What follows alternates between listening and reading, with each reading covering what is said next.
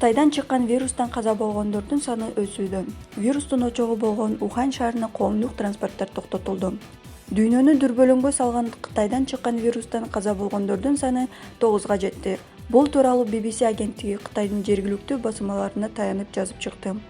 Кытайдын Ухань шаарынан чыккан дем алуу органдарына зыян келтирип, адамдан адамга жугуучу вирустан жүздөгөн кишилер жабыр тартты.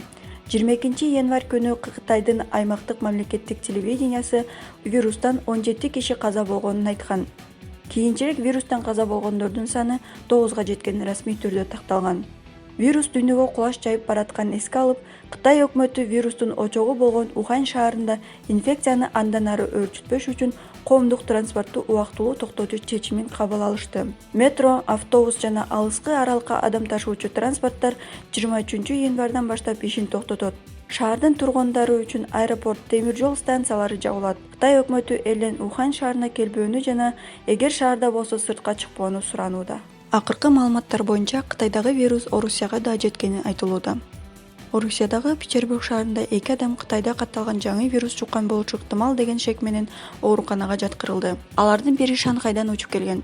Ал учактан түшкөн кезде денесинин табы 38 градуска чейин көтөрүлүп турган. Андыктан аны ошол эле жерден эле ооруканага алып кетишкен. Учурда вирусту жугузуп алгандар АКШ, Жапония, Түштүк Корея, Сингапур, Гонконг, Австралия жана Таиландда да катталды.